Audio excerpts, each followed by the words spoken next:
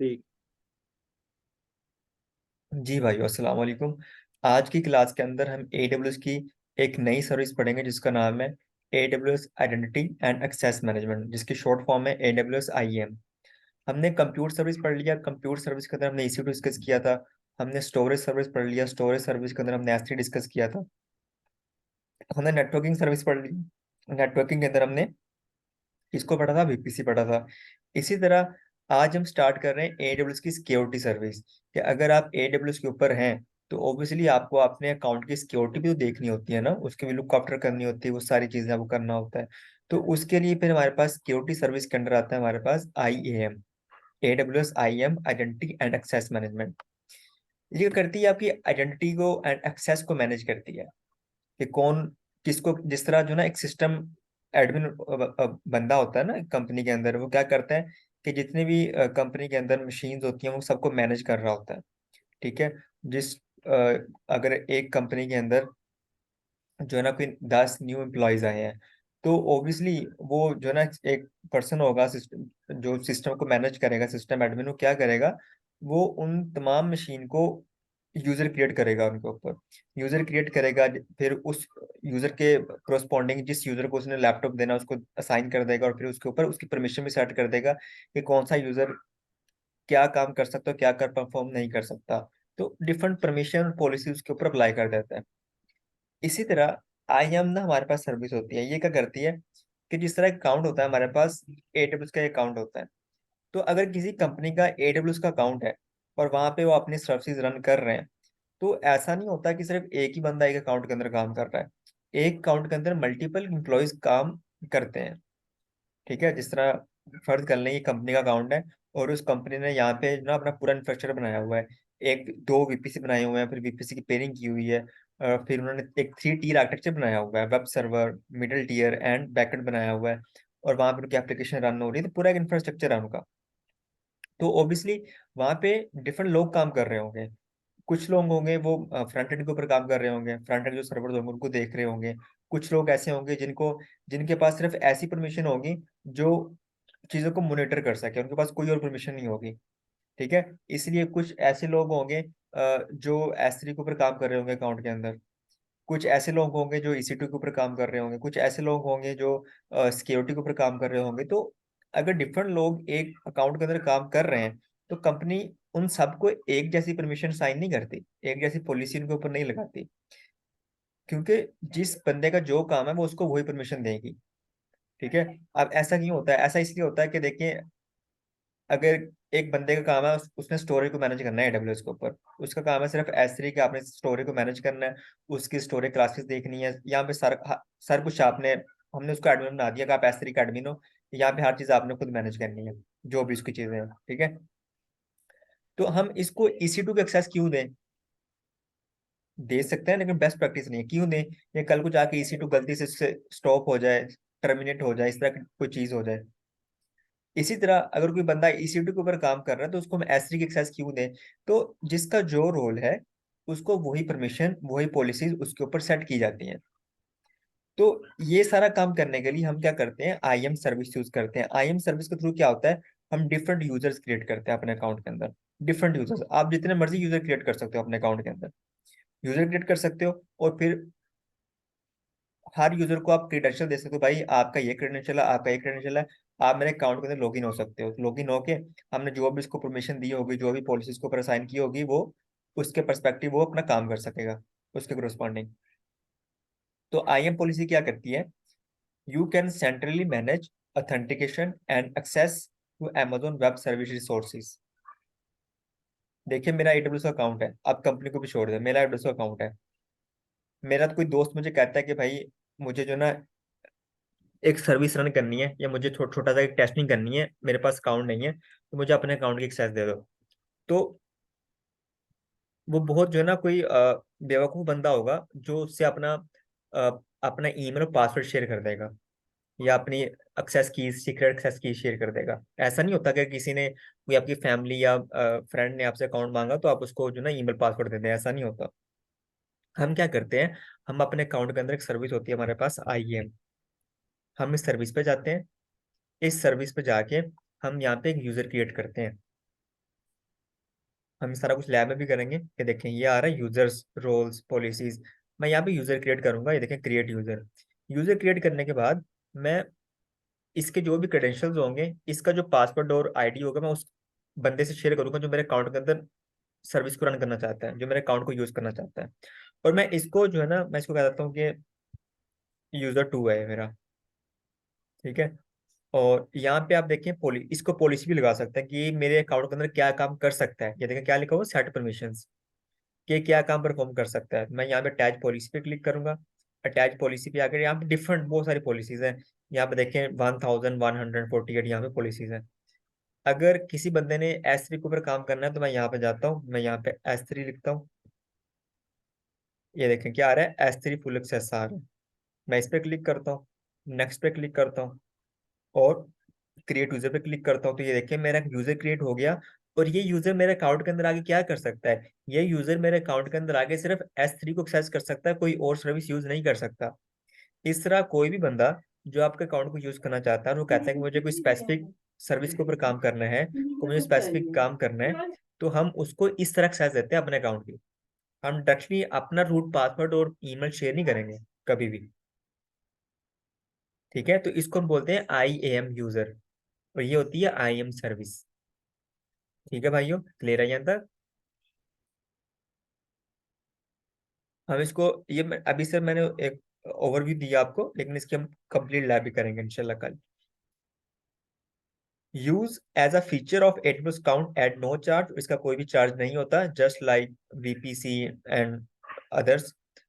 Create users group and roles, हम यहाँ पे यूजर्स भी क्रिएट कर सकते हैं, हम यहाँ पे ग्रुप्स भी क्रिएट कर सकते हैं, और हम यहाँ पे रोल्स भी क्रिएट कर सकते हैं। इनको भी हम बाद में डिस्कस करेंगे, लेकिन यहाँ पे देखो ऑप्शन आ रहा है यूजर ग्रुप्स, यूजर्स रोल्स, ये सारा कुछ हम यहाँ पे क्रिएट कर सकते हैं। फिर हम क्या करते हैं, apply policies to entities to control their access to AWS resources.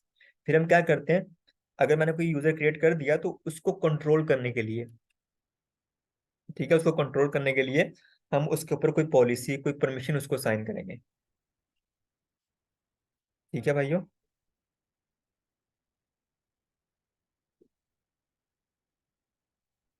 IAM uses access control concepts that you already know, such as user groups and permissions, so that you can specify which users can access specific services. Authentication, यहाँ पे दो चीजें होती हैं, एक होता है authentication और एक होता है ऑथराइजेशन। तो IAM सर्विस जो होती है वो हमारी ऑथेंटिकेशन एंड ऑथराइजेशन में हमारी हेल्प करती है। ऑथेंटिकेशन क्या होता है, ऑथेंटिकेशन ये होता है कि जैसे मैंने ये यूजर क्रिएट कर दिया, ठीक है, अब इस यूजर के जो क्रेडेंशियल होंगे ना, क्रेडेंशियल्स, मतलब लॉगिन होने के लिए इसको जो ईमेल पासवर्ड चाहिए होगा वो इसके क्रेडेंशियल्स होते हैं। तो वो जो क्रेडेंशियल होंगे वो क्या होगा, वो उसको अथेंटिकेट करेंगे। अगर तो क्रेडेंशियल सही होंगे तो वो मेरे अकाउंट के अंदर लॉगिन हो जाएगा, अथेंटिकेट हो जाएगा। अगर वो क्रेडेंशियल सही नहीं होंगे तो मेरे अकाउंट के अंदर लॉगिन नहीं हो सकता। ठीक है, तो फर्ज कर लें क्रेडेंशियल बिल्कुल सही है, वो मेरे अकाउंट के अंदर लॉगिन हो गया एज अ IAM यूजर। अब ऑथराइजेशन होती है, ऑथराइजेशन के अंदर क्या होता है कि आप जो IAM सर्विस होती है वो ऑथराइज करती है उस पर्सन को, कि वो जो पर्सन है वो क्या काम परफॉर्म करने के लिए ऑथराइज है, वो क्या काम परफॉर्म कर सकता है और कौन सा काम परफॉर्म नहीं कर सकता, तो वो होती है ऑथराइजेशन। तो ये किस बेस पे डिटेक्ट की जाती है, हम जो क्रीडेंशियल उसको देते हैं या उस बेस पे डिटेक्ट की जाती है। और जो ऑथराइजेशन होती है ये डिटेक्ट होती है कि हमने उसको जो परमिशन जो पॉलिसी सेट की होती है उस बेस पे जो है ना ऑथराइजेशन होती है किसी भी पर्सन की, लिखा भी हुआ है। A policy is an object in AWS that with when associated with identity or resources define their permission. जी भाइयों, याद ना क्लियर है, मुझे बता दें।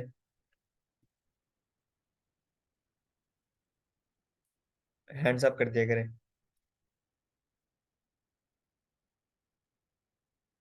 Use IAM to centrally manage access regarding who can launch configure, ये वही चीजें आपने पढ़ लेना है इसको। ठीक है, नेक्स्ट चलते हैं। अब IAM के फीचर पढ़ लेते हैं। अच्छा, दो यहाँ पे दो चीजें होती हैं, एक होता है IAM और एक होता है रूट। मैं यहाँ इसको साइन आउट करता हूँ। अगर मुझे अपने अकाउंट में लॉगिन होना है, देखें साइन इन टू कंसोल, इस पे लॉगिन पे क्लिक करता हूँ। यहाँ पे दो ऑप्शन आ रहे हैं आपको, sign in as a root user and sign in as a IAM user. अब इसका मतलब क्या है? इसका मतलब ये है कि रूट यूजर का मतलब क्या है कि मैं जब भी अपने अकाउंट के अंदर साइन साइन इन होऊंगा तो मैं as a root user log in होगा। क्यों? क्योंकि मैं इस अकाउंट का ओनर हूँ। तो जो ओनर होता है, जिसके पास तमाम परमिशन होती हैं, तमाम प्रिविलेजेस होती हैं, वो as a root user account के अंदर लॉग इन होता है। तो रूट यूजर एज अ सिर्फ अकाउंट ओनर ही हो सकता है और कोई नहीं हो सकता।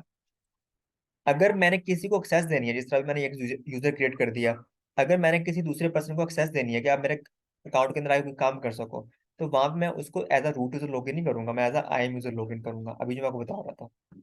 तो वो as a IAM user login होगा। ठीक है, तो आई एम यूजर क्या होता है कि सिंपली एक यूजर होता है जिसके पास सिर्फ स्पेसिफिक टास्क परफॉर्म करने की परमिशन होती है, वो सारे काम परफॉर्म नहीं कर सकता। रूट यूजर कौन होता है? अकाउंट का ओनर होता है और वो सारे काम परफॉर्म कर सकता है। ठीक है, तो ये दो चीजें होती हैं।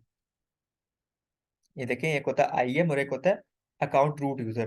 तो जो रूट यूजर होता है, he has full access to all the resources, privileges can not be controlled. तो उसके पास तमाम परमिशन होती है, वो अपने अकाउंट के अंदर जाकर कुछ भी कर सकता है। अगर कोई चीज उसने क्रिएट करनी है, कुछ डिलीट करनी है, कुछ भी करना है, वो इजीली जाकर कर सकता है। उसको कोई एरर नहीं आएगा।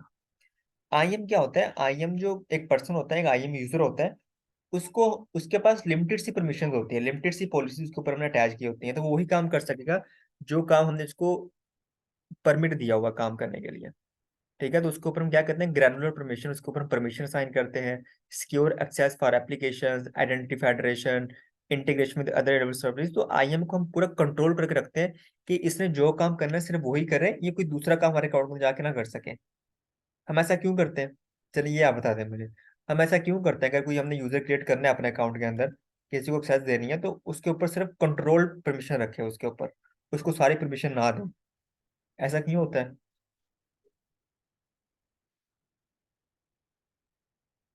ये बिल्कुल वैसे ही होता है ना, जैसे हम अपना एडमिनिस्ट्रेटर होता है और एक हम लोकल एडमिनिस्ट्रेटर देते हैं। बिल्कुल सेम वही चीज है। ये वही है ना, मतलब जब एडमिनिस्ट्रेटर आप डेफिनेटली आप जब डोमेन से लॉगिन कर रहे हैं डोमेन एडमिनिस्ट्रेटर के तौर पे, तो आप पावर प्रिविलेज है आपके पास। हाँ इधर हम क्या बिल्कुल। करते हैं कि पावर यूजर बना देते हैं, बेसिकली उनको राइट्स देकर कुछ। हाँ तो उसमें ये फाइल वगैरह क्रिएट कर सकते हैं, ग्रुप बना सकते हैं, ग्रुप्स को पॉलिसीज असाइन कर सकते हैं, यूजर्स को बिल्कुल। पॉलिसीज असाइन कर सकते हैं। बट उनका जो डिफाइन स्कोप है उसके अंदर रहते हुए ये दीगर लोगों की पॉलिसी जो है वो डिफाइन कर रहे हो, अपने डिफाइंड रोल के अंदर डिफाइन कर सकते हैं, अपने डिफाइंड रोल से बाहर डिफाइन नहीं कर सकते। हाँ बिल्कुल इसी तरह होता है कि आप उनके ऊपर कंट्रोल परमिशन लगाते हो, उनके ऊपर पॉलिसी परमिशन इसलिए देते हो कि वो सिर्फ स्पेसिफिक काम कर सके हमारे अकाउंट के अंदर जाके। एक बंदा, उसने सिर्फ एस3 के ऊपर काम करना है, आपने उसको EC2 की परमिशन भी दे दी, आपने उसको VPC की परमिशन भी दे दी, तो वो जाके अगर EC2 क्रिएट कर देगा तो ऑब्वियसली बिल तो आपको आएगा। अगर कोई इसने EC2 क्रिएट कर दिया तो लॉस तो आपका होगा। इसलिए जब भी आप कोई यूजर क्रिएट करते हैं, IM यूजर, किसी को एक्सेस देने के लिए अपने अकाउंट की, तो हमेशा एक वर्ड यूज होता है, लीस्ट प्रिविलेजेस। लीस्ट प्रिविलेजेस कि आप सब कम से कम उसको परमिशन साइन करते हो, सिर्फ वही जो उसने काम करना है और कोई नहीं। जी नुमान। सर मेरे ख्याल से कॉस्ट के अलावा जो मैनेजेरियल, जो एक मैनेजमेंट के प्रोस्पेक्टिव से अगर इसको देखें, तो कॉन्फ्लिक्ट जो है वो भी तो इधर खड़ा हो सकता है ना, कि आपने इंस्टेंस बना दिया, वो पीछे पॉलिसी कोई बना रहा है, तो आपका इंस्टेंस बीच में से कहीं खड़ा हो जाए। हम्म। तो ये एक मैनेजमेंट कॉन्फ्लिक्ट से बचने के लिए भी तो हो सकता है ये। हाँ बहुत सारे रीजन हो सकते हैं इसके, ये भी एक रीजन है, बहुत सारे इसके रीजन हो सकते हैं। ठीक है, तो उसने जो ना वो डिलीट कर दी कोई चीज़ आपके अकाउंट की, वो ऐसे ही यूज कर रहा है। ठीक है, उसने कोई पॉलिसी चेंज कर दी आपके अकाउंट के अंदर जाके, तो ये चीजें होती हैं। तो आई एम यूजर, इसको यहाँ से डेफिनेशन पढ़ लें। आई एम यूजर क्या होता है? I am user is an entity that you create in AWS। आप क्रिएट करते हैं एज अ रूट यूजर, आप क्रिएट करते हैं एज अ ओनर, आप क्रिएट करते हैं इसको। ठीक है, टू रिप्रेजेंट अ पर्सन और application that interacts with AWS resources. किसने भी आपके अकाउंट के अंदर एक्सेस हो गए, किस कोई भी रिसोर्सेज यूज करना है, तो उसके लिए फिर आप क्या करते हो? एक आई एम यूजर क्रिएट करते हो। तो अकाउंट रूट यूजर कौन होता है? जो अकाउंट का ओनर होता है, सिंपली वो रूट यूजर होता है। बाकी आपने इसको यहाँ से पढ़ लेना है।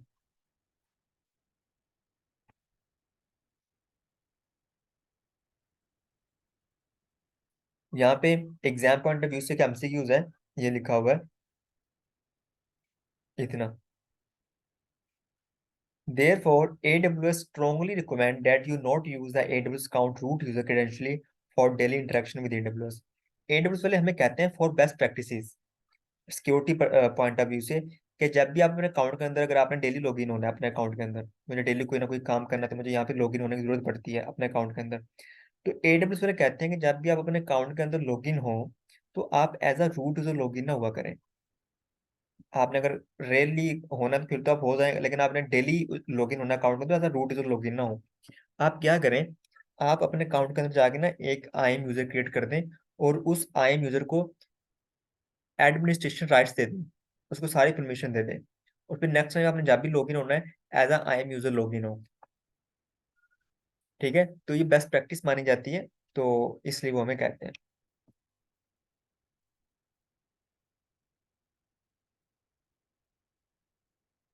Use IAM to create additional users and assign permissions to these users following the principles of least privileges. यहाँ पे देखें क्या लिखा हुआ है कि जब भी आप कोई IAM यूजर क्रिएट करें तो इस प्रिंसिपल को फॉलो करें, प्रिंसिपल ऑफ लीस्ट प्रिविलेजेस। मतलब कि जिस यूजर ने जो काम करना है सिर्फ वही राइट्स उसको दें, बाकी राइट्स उसको साइन ना करें आप।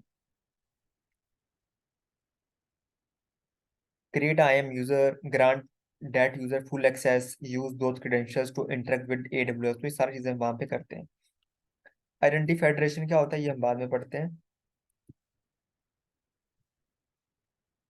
बहुत important, types of security credentials, इसको पढ़ लेते हैं। क्रीडेंशियल्स क्या होते हैं? क्रीडेंशियल्स ऐसी चीज होती हैं, कोई ऐसी सिक्योर चीजें होती हैं जो हम किसी से शेयर नहीं कर सकते। आपके मोबाइल का पासवर्ड, आपके एप्लीकेशंस का पासवर्ड, ठीक है, आपके जो है ना वो कोई भी ऐसी चीज, ठीक है, आपका लॉग, डिफरेंट चीजें होती हैं वो आपके क्या होता है, फेसबुक का पासवर्ड, वे क्रीडेंशियल्स होते हैं, आप वो जो शेयर नहीं कर सकते किसी से। लेकिन जो क्रीडेंशियल्स होते हैं ना डिफरेंट तरह के होते हैं। लाइक ईमेल पासवर्ड भी होता है, मैं आपको दिखाता हूँ कि अगर मुझे as a root user login होना है अपने अकाउंट के अंदर, तो मेरे क्रेडेंशियल क्या होंगे? मेरे क्रेडेंशियल होंगे ईमेल, और यहाँ मैं डालूंगा पासवर्ड, ठीक है। बट ये मेरे रूट यूजर के क्रेडेंशियल हैं। बट अगर मुझे as a IAM user login होना है, तो IAM यूजर लॉगिन होने के लिए हम यहाँ पे अकाउंट ID डालते हैं, 12 डिजिट, ठीक है, या अगर हम लोग को कोई नाम दिया हुआ वो डालते हैं, तो यहाँ पे अकाउंट ID वो डालते हैं, यहाँ पर पासवर्ड डालते हैं। तो ये हमारे क्या होते हैं, क्रेडेंशियल होते हैं। Use for accessing console. अच्छा, यहाँ से अगर मैं लॉगिन होता हूँ तो मैं किसके थ्रू लॉगिन हो रहा हूँ? कंसोल के थ्रू लॉगिन हो रहा हूँ, CLI के थ्रू लॉगिन हो रहा हूँ? ऑब्वियसली कंसोल के थ्रू लॉगिन हो रहा हूँ। तो कंसोल के थ्रू चाहे आपने लॉगिन होना है या चाहे IAM यूजर ने लॉगिन होना है, तो उसके लिए क्रेडेंशियल्स क्या होते हैं? ईमेल पासवर्ड और अकाउंट ID 12 डिजिट और पासवर्ड होता है। लेकिन अगर आप CLI से लॉगिन हो रहे हो अपने अकाउंट के अंदर, ये सारी चीजें हम करेंगे कि अगर आप जो है ना अपने अकाउंट से इंटरेक्ट हो रहे हो या कोई यूजर बना रहे हो जो आपके अकाउंट को एक्सेस करना चाहता है CLI के थ्रू या ST के थ्रू या डिफरेंट API के थ्रू एक्सेस करना चाहता है, तो वहां पे उसके जो क्रेडेंशियल होंगे ना वो फिर ईमेल पासवर्ड यूज नहीं करेगा लॉगिन होने के लिए। वो यूज करेगा access keys and secret keys का। ये कीज होती हैं जो हम किसी शेयर नहीं करते। ये भी एक तरह की जो कीज होती हैं जहाँ पे वो डिफरेंट डिजिट्स को मिला के एक की बनाई होती है कि ये आपकी की है, प्राइवेट की है, आप इसको शेयर ना करें। तो एक्सेस की क्या होती है? एक्सेस की जिस तरह हमारी ईमेल होती है वो हमारी एक्सेस की होती है, और जिस तरह हमारा पासवर्ड होता है वो हमारी सीक्रेट एक्सेस की होती है। ठीक है, तो आप एक्सेस की जस्ट लाइक ईमेल की तरह आप उसको शेयर तो कर सकते हो, बट सीक्रेट की को आप शेयर नहीं कर सकते किसी के साथ, ये आपका जस्ट लाइक पासवर्ड होता है। तो ये चीजें याद रखनी है कि अगर हम अपने अकाउंट के अंदर कंसोल के थ्रू लॉगिन हो रहे हैं, तो हमारे जो क्रेडेंशियल होंगे वो होगा ईमेल और पासवर्ड, 12 डिजिट अकाउंट ID। लेकिन अगर हम अपने अकाउंट के अंदर CLI के थ्रू लॉगिन हो रहे हैं, ST के थ्रू लॉगिन हो रहे हैं, API के थ्रू लॉगिन हो रहे हैं, तो फिर हमारे जो क्रेडेंशियल्स होंगे ना वो होंगे access keys and secret keys, इसका यूज करते हुए अपने अकाउंट के अंदर लॉगिन होंगे। ठीक है, और फिर हम जो MFA इनेबल करते हैं, मल्टी फैक्टर ऑथेंटिकेशन, वही हमारे एक तरह का क्रेडेंशियल होता है। हम की पेयर जनरेट करते हैं, जब हम EC2 बनाते हैं तो उसका की पेयर एक प्राइवेट फाइल डाउनलोड करते हैं, वही हमारा एक तरह क्या होता है, क्रेडेंशियल होता है। ठीक है भाई, क्लियर है यहाँ तक? और सर ये टेम्पररी सिक्योरिटी क्रेडेंशियल्स क्या कहाँ पे लिखा है टेम्पररी सिक्योरिटी क्रेडेंशियल? एक जगह पे मुझे ये नजर आया था कि temporary temporary security security credential का मतलब क्लियरेंस। ये होता है कि अगर हमने किसी को भी सिक्योरिटी क्रेडेंशियल देने हैं, जिस तरह मैं एक यूजर क्रिएट करता हूँ, आई एम यूजर, और उससे मैं उसके क्रेडेंशियल शेयर कर देता हूँ, भाई ये आपके क्रेडेंशियल है और आप मेरे अकाउंट के अंदर इन क्रेडेंशियल को यूज करते हुए लॉगिन हो सकते हैं। वो तो होता है सिंपली क्रेडेंशियल। आपने क्या बोला था? टेम्परेरी। टेम्परेरी का मतलब ये होता है कि आप उसके ऊपर ना कोई एक्सपायरेशन डेट लगा दो, कोई टाइम लिमिट लगा दो कि ये जो क्रेडेंशियल है ना, ये इतनी देर के बाद एक्सपायर हो जाएंगे, डीएक्टिवेट हो जाएंगे, इसका कोई फायदा नहीं होगा, फिर मेरा ये अकाउंट के अंदर लॉगिन नहीं हो पाएगा। अगर आपने किसी बंदे को, किसी यूजर को स्पेसिफिक टाइम पीरियड के लिए एक्सेस देनी है अपने अकाउंट की, तो उसको हम बोलते हैं ये जो आप बोल रहे हैं, टेम्परेरी। ओके। ठीक है। ठीक है।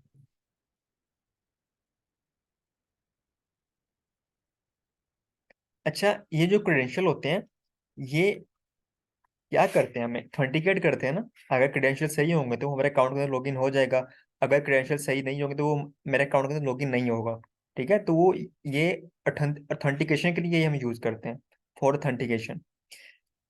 अब कोई यूजर है, उसने क्रेडेंशियल यूज किया और मेरे अकाउंट के अंदर लॉगिन हो गया, वो ऑथेंटिकेट हो गया, वैलिड पर्सन है। ठीक है, एक काम कंप्लीट हो गया। अब नेक्स्ट काम आता है, नेक्स्ट स्टेप आता है ऑथराइजेशन का। अब आईएम सर्विस ये चेक करेगी either he is able to perform this task or not, कि अगर वो कोई स्पेसिफिक टास्क परफॉर्म करने की कोशिश कर रहा है, क्या वो उसके लिए एलिजिबल है, क्या उसको वो राइट्स दिए हुए हैं उसके ओनर ने, क्या उसके ऊपर वो परमिशन या पॉलिसी सेट है कि ये काम परफॉर्म कर रहा है। तो वो होती है ऑथराइजेशन, उसको ऑथराइज किया जाता है अकाउंट के अंदर। ठीक है, तो वो जो परमिशन साइन होती है सिर्फ वही काम कर सकेगा, और कोई काम वो परफॉर्म नहीं कर सकेगा। तो ऑथराइजेशन क्या करती है? You allow users to access AWS services by granting authorization. You assign permission by creating IAM policy. हम उसके ऊपर पॉलिसी अटैच करते हैं। पॉलिसी क्या होती है? Permissions, just like permissions which determine which resources and operations are allowed to be used. ठीक है, तो ये चीजें क्या करती हैं? उसको ऑथराइज करती हैं।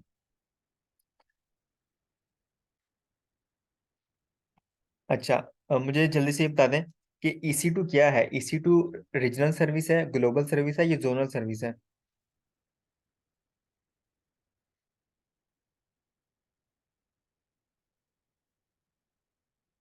जी भाई, EC2 हमारे पास होती है रीजनल सर्विस। और S3 क्या होता है? S3 कौन सर्विस होती है हमारे पास? S3 हमारे पास ग्लोबल सर्विस होती है। इसी तरह जो IAM सर्विस होती है भी हमारे पास क्या होता है? एक ग्लोबल सर्विस होती है। It is not on a per region basis, it applies across all AWS regions. इसका मतलब ये है कि अगर आप कोई एक IAM यूजर क्रिएट कर दोगे ना, तो इसका मतलब वो सारे आपके रीजन को यूज कर सकेगा। तो वो ग्लोबल सर्विस होती है IAM यूजर। हाँ ठीक है, ये ग्लोबल सर्विस होती है आपके लिए।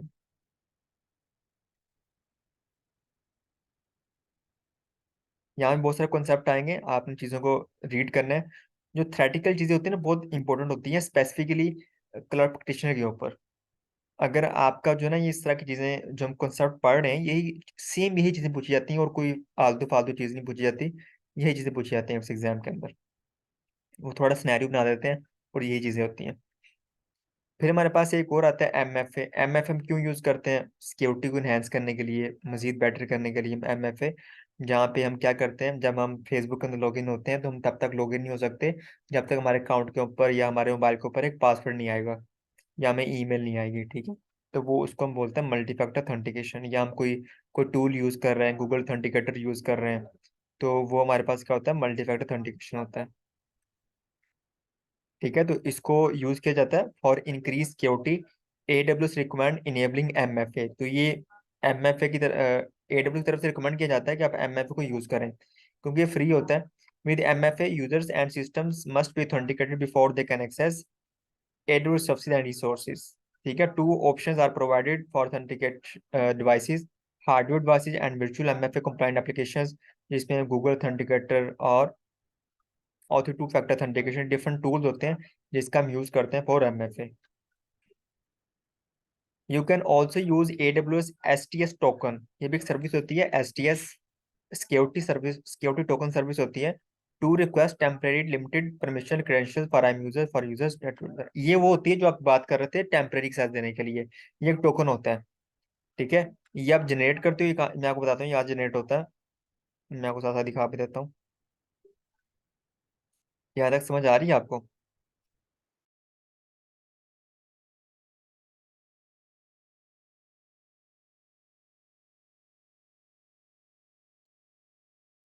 ये IAM सर्विस है हमारे पास। आप यहाँ पे क्लिक करेंगे और इसके ऊपर जो लेफ्ट नेविगेशन पे है ना, यहाँ पे आ जाए।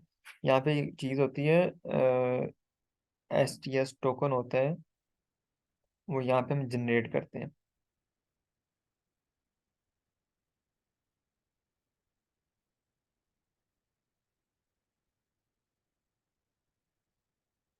ये होता है STS टोकन। ठीक है, ये क्या करता है? STS is use to create and provide trusted users with temporary security credentials. अगर आपने कोई जनरेट किया है, कोई क्रेडेंशियल आपने जनरेट किया है किसी यूजर का, तो आप चाहते हैं कि ये जो क्रेडेंशियल है ना, ये 1 आवर के बाद या 2 डेज के बाद ये इनएक्टिव हो जाए, काम करना बंद कर दे। अगर आपने किसी यूजर को थोड़े टाइम के लिए, स्पेसिफिक टाइम पीरियड के लिए एक्सेस देनी है अपने अकाउंट की, तो उसके लिए फिर आप ये यूज करते हो।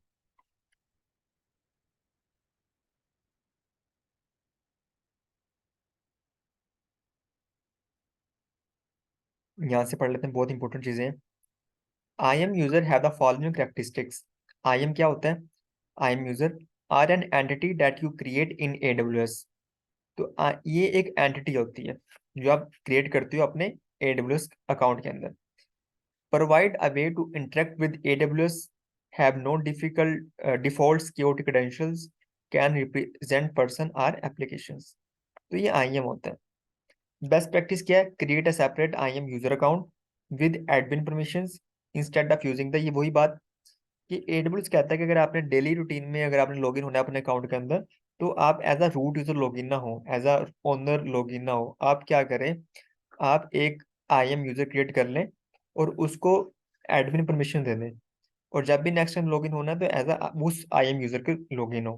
क्योंकि अगर आपके रूट यूजर के क्रेडेंशियल किसी को पता चल गया ना, तो आपका अकाउंट कंप्रोमाइज हो सकता है वहां पे, बल्कि हो जाता है, कोई ऐसा शक नहीं है इसके अंदर।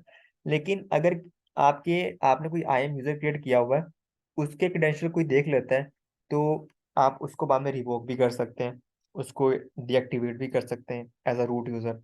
ठीक है, तो इसलिए आपने अपने जो रूट यूजर के क्रेडेंशियल होते हैं वो संभाल के रखने होते हैं। बल्कि AWS वाले कहते हैं कि आप अपने क्रेडेंशियल डिलीट कर दिया करो। जब अपने अकाउंट के लॉगिन हो, तो आप उसके अंदर रखो ही ना अपने credential, as a root user के जो क्रेडेंशियल होते हैं उसको डिलीट कर दिया करो, उसके जो भी access keys, secret access keys होती हैं उसको डिलीट कर दिया करो। मेरे पास भी नहीं होगा, मैं दिखा देता हूँ आपको। ये देखिए मेरा अकाउंट है अवैस684। तो यहाँ पे मेरे जहाँ पे क्रेडेंशियल्स नहीं पड़े होंगे। ठीक है, अकाउंट सेटिंग में जाके, यहाँ नहीं पड़ा हो कोई भी क्रेडेंशियल मेरे पास, सारी मैंने क्या कर दी, डिलीट कर दी है।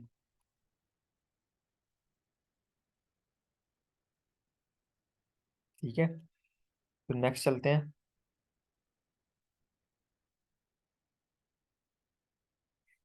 इसको पढ़ लें, बहुत इंपॉर्टेंट चीज़ है ये, वही चीज़ें उन्होंने बताई, लेकिन थोड़ी सी इसमें कोई एक आधी लाइन ऐड होगी, तो उसको आपने पढ़ लेना है।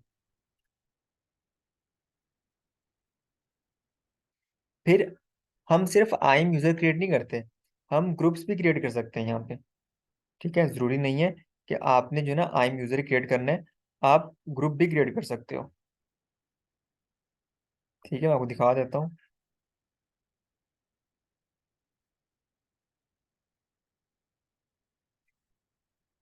ये देखिए यहाँ पे है ग्रुप, ये यूजर ग्रुप, मैं यहाँ पे करता हूँ क्रिएट ग्रुप, तो आप यहाँ पे कोई ग्रुप भी क्रिएट कर सकते हो।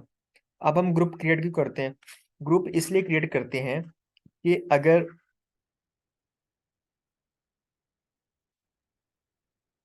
आप अज्यूम कर लें यहाँ पे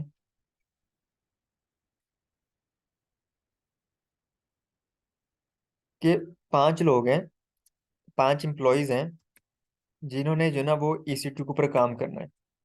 इसी तरह 10 एम्प्लॉयज हैं जिन्होंने S3 के ऊपर काम करना है। ठीक है, और इसी तरह हमारे पास कोई 4 एम्प्लॉयज हैं जिन्होंने डेटाबेस के ऊपर काम करना है। अब टोटल कितने हो गए? 19 हो गए ना, 1 लेस 20। तो यहाँ पे होगा क्या? अब हमने ऑब्वियसली ये जो 5 लोग होंगे इनको हमने EC2 की परमिशन देनी है, इन 10 लोगों को हमने S3 की परमिशन देनी है, इन 4 लोगों को हमने डेटाबेस की परमिशन देनी है। तो क्या हम इनको 1 बाय 1 देंगे? 1 बाय 1 भी दे सकते हैं, लेकिन it is not recommended and best practice by AWS। AWS आपको सजेस्ट नहीं करता कि आप ये सारा काम मैन्युअली करें, कि आप 1 बाय 1 बैठ जाएं और सबको जो है ना, पहले 5 लोगों को EC2 की परमिशन दें, फिर 10 लोगों को दें, फिर 4 लोगों को 1 बाय 1 परमिशन दें। आप क्या करें, आप यहाँ पे 3 ग्रुप ऐड बना लें, 3 ग्रुप क्रिएट कर लें। ठीक है, group 1, group 2 and group 3, 3 group add कर लें। अब यहाँ पे करना क्या है आपने, यहाँ पे ये करना है, ग्रुप 1 के अंदर उन 5 एम्प्लॉयज को ऐड कर लें। इसी तरह ग्रुप 2 के अंदर आप उन 10 एम्प्लॉयज को ऐड कर लें जिन्होंने S3 के ऊपर काम करना है। इसी तरह ग्रुप 3 के अंदर आप उन 4 एम्प्लॉयज को काम कर लें जिन्होंने डाटाबेस के ऊपर काम करना है। अब बजाय इसके कि आप इंडिविजुअली उनके ऊपर परमिशन असाइन करते हैं, उनके ऊपर पॉलिसी लगाते हैं, आप इस ग्रुप के ऊपर लगा दो, इसके ऊपर EC2 की परमिशन लगा दो, इसके ऊपर आप लगा दो S3 की, और इसके ऊपर आप लगा दो डाटाबेस की। ठीक है, और जब भी कोई कल को न्यू कोई यूजर जिस ग्रुप के अंदर ऐड होगा, उसके ऊपर बाय डिफॉल्ट वही परमिशन लग जाएगी जो जिस ग्रुप के अंदर ऐड होगा या उसको इंक्लूड किया होगा। तो ये बेस्ट प्रैक्टिस मानी जाती है कि यहाँ पे हम ग्रुप से भी बना सकते हैं। अगर मल्टीपल बंदे हैं, अगर आपने 100 लोगों के ऊपर सेम परमिशन साइन करनी है, तो आप 100 लोगों के ऊपर 1 बाय 1 नहीं लगानी है आपने मैनुअली बैठ के। ठीक है, आपने एक ग्रुप ऐड करना है, एक ग्रुप बनाना है, उस ग्रुप के अंदर सबको ऐड करना है, और उस ग्रुप के ऊपर एक्चुअली वो पॉलिसी लगानी है, फिर वो सबके ऊपर अप्लाई हो जाएगी जो भी इस ग्रुप के अंदर ऐड होंगे। यहाँ पे देखें लिखा भी हुआ है, एडमिन ग्रुप है हमारे पास, डेवलपर ग्रुप है, टेस्टिंग ग्रुप है। तो हमने लोगों को उस उनके क्रोस्पॉन्डिंग हर ग्रुप के अंदर ऐड किया हुआ है, और उस ग्रुप के ऊपर परमिशन लगाई हुई है, उस ग्रुप के ऊपर पॉलिसी लगाई हुई है। अगर तो आपके पास सिर्फ 1 या 2 यूजर हैं, तो वहां पे फिर आपको ग्रुप क्रिएट करने की वो जरूरत नहीं है, आप उनके ऊपर 1 बाय 1 पॉलिसी लगा सकते हैं। लेकिन यहाँ बात हो रही है अगर मल्टीपल यूजर है आपके पास, मल्टीपल एम्प्लॉयज हैं, जहाँ मल्टीपल ग्रुप बन सकते हैं, तो वहां पे आप ये चीज कर सकते हो। Groups are collection of IAM users, no default group exist, groups can not be nested. मतलब ग्रुप के अंदर ग्रुप नहीं बना सकते। Users can belong to multiple groups, एक यूजर मल्टीपल ग्रुप का पार्ट हो सकता है, तो वो यूजर जिस ग्रुप का पार्ट भी होगा उसके ऊपर वही परमिशन साइन होगी।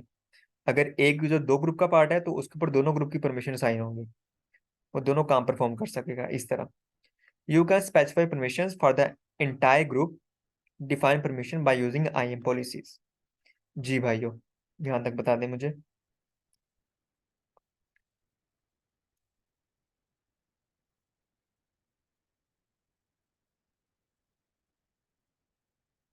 फिर हमारे पास नेक्स्ट चीज आती है IAM रोल्स।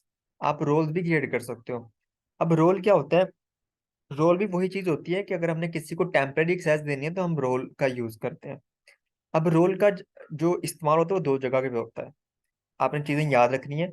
जो रोल का यूज होता है ना, एक होता है यहाँ पे देखिए, एक होता है ग्रुप, एक होता है यूजर, एक होता है IAM रोल। आप रोल भी क्रिएट कर सकते हो। रोल का इस्तेमाल 2 जगह पे होता है। कहाँ पे होता है, रोल यूज केसेस।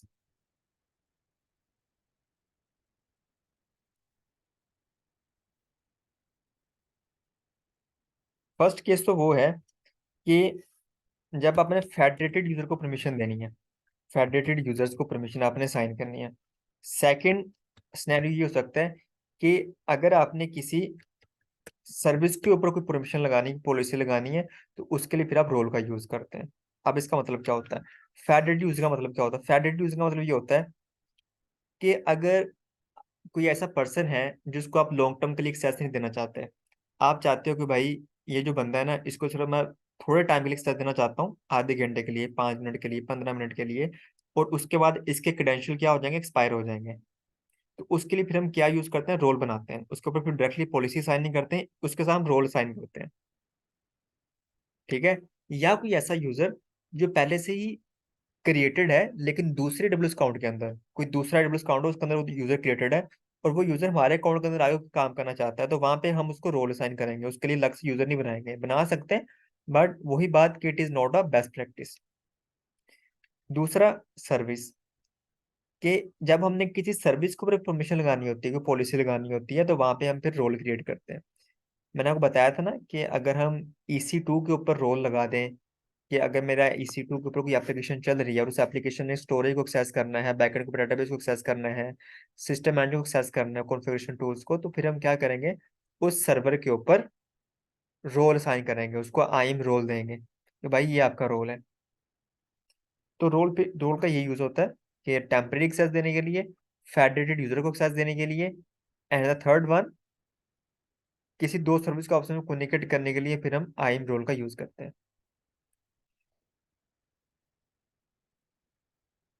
वही चीजें डिटेल में मैंने आपको बता दिया, वही लिखी हुई है यहाँ पे, सिर्फ पढ़ लेना आपने इसको।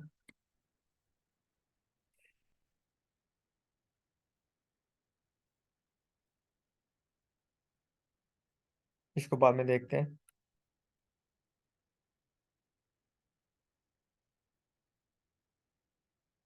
अब हम पढ़ लेते हैं आईएम पॉलिसी क्या होती है। मतलब हम जो बात कर रहे थे तब से कि यूजर को पॉलिसी लगाते हैं, ग्रुप को पॉलिसी लगाते हैं, रोल को पॉलिसी लगाते हैं, पॉलिसी एक्चुअली होती क्या है। An IAM policy is a formal statement of one or more permissions. कि पॉलिसी के अंदर आप परमिशन स्पेसिफाई करते हो कि भाई ये आप क्या काम परफॉर्म कर सकते हो, and which action you can not perform. उसके अंदर हम क्या करते हैं, यही चीजें जो है ना वो करते हैं। ये देखें, अब पॉलिसी कहाँ पे अटैच कर सकते हैं। Attach policy, you can attach policy to a IAM entity such as user, group or role, किसी को भी अटैच कर सकते हो, और इसी को हम एंटिटी कहते हैं। Policies authorize the actions that an entity. तो पॉलिसी क्या करती है, अच्छा चलें आप मुझे बताएं, एक होता है क्रेडेंशियल, पासवर्ड, ईमेल, और एक होता है पॉलिसी। पासवर्ड क्या करेगा, ऑथेंटिकेट करेगा, ऑथोराइज करेगा। जी भाइयों, ऑब्वियसली पासवर्ड ऑथेंटिकेट करेगा, और जो और पॉलिसी होगी वो क्या करेगी, पॉलिसी ऑथोराइज करेगी। A single policy can be attach to multiple entities. तो सिंगल पॉलिसी आप मल्टीपल यूजर्स के ऊपर, ग्रुप के ऊपर लगा सकते हो। A single entity can have multiple policies attach to it, same vice versa concept है यहाँ पे। बेस्ट प्रैक्टिस भी पढ़ ले। When you attach the same policy to multiple IAM users, put the user in a group and attach policy to, वही बात बता रहा है कि आप, अगर आपने मल्टीपल यूजर के ऊपर परमिशन लगानी है, पॉलिसी लगानी है, तो आप उनके ऊपर इंडिविजुअली ना लगाएं। आप एक ग्रुप के अंदर, आप एक ग्रुप को वो पॉलिसी लगाएं, और उस ग्रुप के अंदर उन सबको ऐड कर लें यूजर्स को। ये बेस्ट प्रैक्टिस मानी जाती है। ठीक है भाइयों, तो पॉलिसी होती क्या है ये देखें। अगर मैं यहाँ पे जो है ना, मैं यहाँ पे दिखाता हूँ, ये पॉलिसी पे चले जाते हैं, ये पॉलिसीज हैं। अब मैंने कोई यूजर क्रिएट किया और मुझे यूजर को कोई पॉलिसी लगानी है, जिस तरह ये यूजर है, ये यूजर है मेरा, यूजर वन के नाम से। मैं इस पे क्लिक करता हूँ और यहाँ देख लेता हूँ कि इसको क्या परमिशन मैंने साइन की है। ये देखें परमिशन है ना, तो मैंने इसको देखें एडमिनिस्ट्रेटर एक्सेस दी हुई है इस यूजर को मैंने। ठीक है, ये पॉलिसी मैंने इसके ऊपर लगाई हुई है। तो पॉलिसी क्या होती है, परमिशन डिफाइन करेगी। तो अगर मैं देखना चाहूँ इस पॉलिसी को, तो मैं देख सकता हूँ, यहाँ पे देखें प्लस बटन है, इस पर क्लिक करें, तो आपको बैकएंड के ऊपर जो भी जैसन स्क्रिप्ट का जो कोड होता है वो सारा कुछ नजर आएगा। इफेक्ट, अलाउ, हमें अलाउ कर रहे हैं। एक्शन, तमाम एक्शन परफॉर्म कर सकते हो आप तमाम रिसोर्सेज के ऊपर।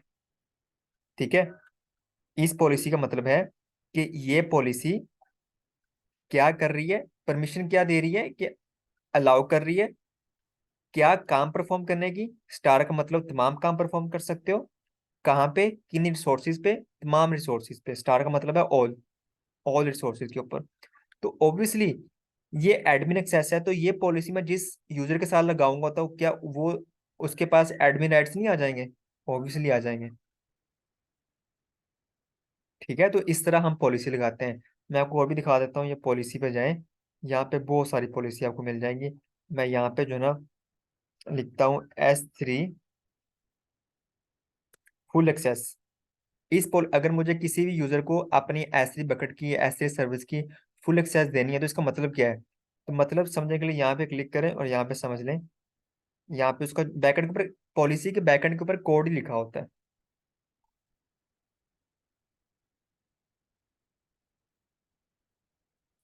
ये देखें, इफेक्ट करो, अलाउ कर रहा है हमें। एक्शन क्या है, S3 के ऊपर तमाम एक्शंस अलाउ कर रहा है। और S3 ऑब्जेक्ट लैम्डा के ऊपर तमाम एक्शन परफॉर्म कर रहा है। रिसोर्सेज, तमाम रिसोर्सेज के ऊपर आप सारे काम परफॉर्म कर सकते हो। ठीक है, तो ये पॉलिसी में बता रही है, तो ऑब्वियसली ये पॉलिसी हम जिसको भी लगाएंगे उसके पास Amazon S3 की फुल एक्सेस आ जाएगी, तो वो कुछ भी कर सकता है वहां पे। ठीक है, तो इस तरह पॉलिसी हम को रीड करते हैं और पढ़ते हैं। अब जो पॉलिसी होती है ना भाइयों, अब जो पॉलिसी होती है, पॉलिसी डिफरेंट तरह की होती है। एक होती है आइडेंटिटी बेस्ड पॉलिसी और एक होती है रिसोर्स बेस्ड पॉलिसी। बहुत आसान डिफरेंस है इसका, आपने याद रखना है। आइडेंटिटी बेस्ड पॉलिसी वो होती है कि जब हम कोई पॉलिसी किसी आइडेंटिटी के ऊपर लगाते हैं। आइडेंटिटी मतलब किसी यूजर के ऊपर, किसी ग्रुप के ऊपर या किसी रोल के ऊपर। आइडेंटिटी बेस्ड पॉलिसी वो होती है कि जो पॉलिसी हम किसी आइडेंटिटी के ऊपर लगाते हैं। आइडेंटिटी मतलब किसी यूजर के ऊपर, किसी ग्रुप के ऊपर या किसी रोल के ऊपर जब कोई पॉलिसी लगाते हैं, तो वो होती है आइडेंटिटी बेस्ड पॉलिसी। एक होती है resource based policy. Resource based policy वो होती है कि जो हम किसी रोल के ऊपर लगाते हैं, मतलब किसी सर्विस के ऊपर लगाते हैं, वो हमारी होती है रिसोर्स बेस्ड पॉलिसी, किसी रिसोर्स के ऊपर लगाते हैं। फिर जिस तरह मैंने S3 को या मैंने EC2 को एक रोल असाइन किया कि भाई आप S3 से कम्युनिकेट कर सकते हो, तो वो जो रोल मैंने साइन किया उसके बैकएंड पे क्या है, कोई पॉलिसी होगी ना। ठीक है, तो वो पॉलिसी क्या होगी, रिसोर्स बेस्ड पॉलिसी होगी हमारे पास। मैं दिखा देता हूँ कि जो हमारा रोल होता है ना, रोल, यहाँ भी पॉलिसी होती है। मैं रोल पे क्लिक करता हूँ, यहाँ पे देखिए डिफरेंट रोल बने हुए हैं मेरे पास। अगर मैं यहाँ पे क्लिक करता हूँ माई न्यू रोल पे, तो ये मुझे क्या बताएगा, इसके अंदर चले जाते हैं।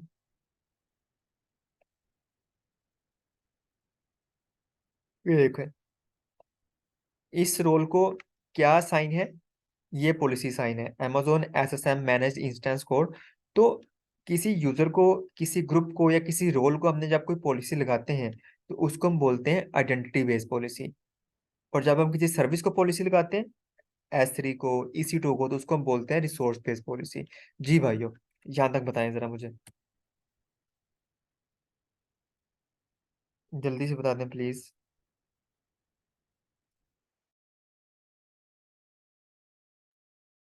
चलिए, गुड हो गया। ये पॉलिसी एग्जांपल है हमारे पास। मैं इसको जूम आउट कर लेता हूँ थोड़ा सा। ये देखिए, ये पॉलिसी है, रिसोर्स बेस्ड पॉलिसी है। यहाँ पे क्या हो रहा है, स्टेटमेंट, सबसे पहले हम ये जो हम पॉलिसी लिखते हैं, ये एक्चुअली हम नहीं लिखते, ये ऑटोमेटिकली ये लिखी जाती है। मैं आपको बताऊंगा जब हम लैब करेंगे। हम यहाँ से स्टार्ट करते हैं, ये करली ब्रैकेट से यहाँ से स्टार्ट हो रही है। ये जैसन के अंदर लिखी जाती है, जावास्क्रिप्ट ओरिएंटेड नोटेशन के अंदर।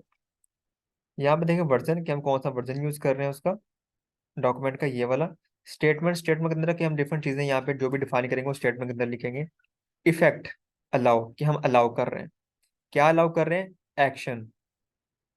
किसके ऊपर एक्शन, डायनामो डीबी के ऊपर एक्शन और S3 के ऊपर एक्शन। कौन कौन से एक्शन, अब एक्शन बहुत सारे हो सकते हैं। ठीक है, एक्शन बहुत सारे हो सकते हैं कि आपने रीड करना है, राइट करना है, डिलीट करना है, कौन सा एक्शन परफॉर्म कर रहे हैं। तो आगे देखें स्टार। स्टार का मतलब ऑल एक्शन, कि हम डायनामो डीबी और S3 के ऊपर तमाम एक्शन अलाउ कर रहे हैं, कि ये पॉलिसी जिस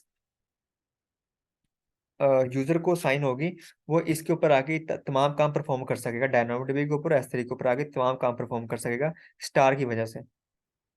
रिसोर्स, रिसोर्स का मतलब है कि हमने यहाँ पे ना उसको बता दिया, अगर हम रिसोर्स के अंदर मैं स्टार लगा देता, तो इसका मतलब ये होता है कि डायनामोडीबी के तमाम टेबल्स और S3 की तमाम बकेट के ऊपर हमें ये पॉलिसी अलाउ कर रही है। अब मैंने रिसोर्स के अंदर ना डायनामोडीबी का एक टेबल बना दिया, टेबल का लिंक दे दिया, और S3, और यहाँ पे S3 के लिए मैंने यहाँ पे बकेट नेम बता दिया कि सिर्फ इन रिसोर्स के ऊपर मैं परमिशन असाइन कर रहा हूँ, सबके ऊपर नहीं कर रहा। अगर मैं ये यहाँ से लेके यहाँ तक ना लिखता, तो यहाँ मैं सिर्फ स्टार लगा देता, इसका मतलब ये है कि S3 की तमाम बकेट के ऊपर मेरी परमिशन होगी, और डायनामोडीबी टेबल के तमाम टेबल्स के ऊपर मेरी मुझे परमिशन होगी, मैं सारे काम परफॉर्म कर सकूंगा। ठीक है, आगे डिनाई भी कर रहे हैं फॉर बेस्ट प्रैक्टिसेस, कि उसको डिनाई भी कर दें। ये देखें, डिनाई कर रहे हैं एक्शन डायनामोडीबी और S3, यहाँ तक सेम है। आगे लिखा हुआ है नोट रिसोर्स, ये दोनों डिफरेंट है। यहाँ पे लिखा हुआ है रिसोर्स, ये देखें, और यहाँ पे लिखा हुआ नॉट रिसोर्स। इसका मतलब है कि डिनाई कर दो ये एक्शंस कहाँ पे, इनके अलावा। नॉट रिसोर्स का मतलब है इनके अलावा बाकी जितनी टेबल्स हैं और बाकी जितने काम हैं उनके ऊपर क्या कर दो, डिनाई कर दो। ठीक है, तो आपने कंफ्यूज नहीं होना इसको, सिर्फ आपने इसको रीड करना आता होना चाहिए आपको। बाकी हम इसको जब लैब करेंगे तब इसको डिटेल में देखेंगे।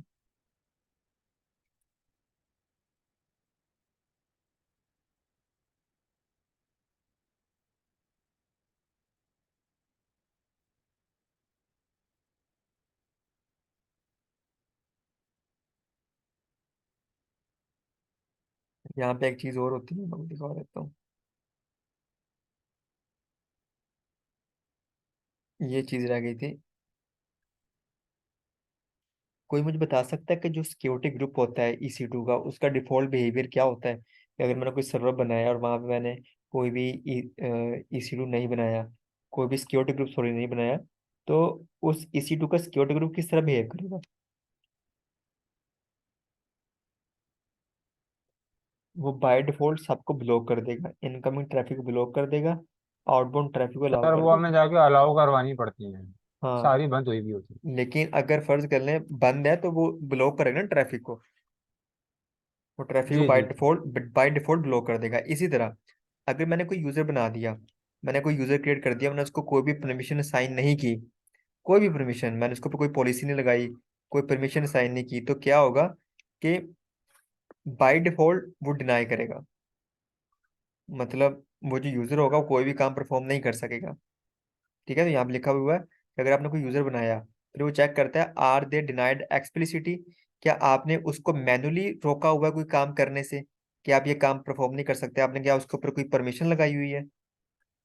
अगर तो यस है, यस तो उसको डिनाई कर देगा। अगर नो, कि आपने उसके ऊपर कोई भी मैनुअली परमिशन नहीं लगाई कि आप ये काम परफॉर्म नहीं कर सकते, तो फिर वो ये चेक करेगा आर दे एक्सप्लिसिटली अलाउ, क्या वो उसको अलाउ किया गया कोई काम करने के लिए। अगर तो यस है तो उसको अलाउ कर देगा, अगर नहीं तो फिर वो उसको डिनाई कर देगा। मतलब ये कि मैंने एक यूजर बनाया और उस यूजर के ऊपर मैंने कोई परमिशन लगाई, उसके ऊपर कोई पॉलिसी लगाई, तो वो यूजर को ब्लॉक कर देगा, वो कोई भी काम परफॉर्म नहीं कर सकेगा मेरे अकाउंट के अंदर आके। ठीक है, तो उसको परमिशन देनी ही पड़ेगी। तो ये होता है एक्सप्लिसिटी, कि आप खुद जो मैनुअली करते हो। इम्प्लिसिटी होता है जो डिफॉल्ट होता है। एक होता है एक्सप्लिसिटी बायो, और एक होता है इम्प्लिसिटी। एक्सप्लिसिटी मतलब क्या होता है, जो आप खुद करते हो मैनुअली। इम्प्लिसिटी जो बाय डिफॉल्ट हो जाता है।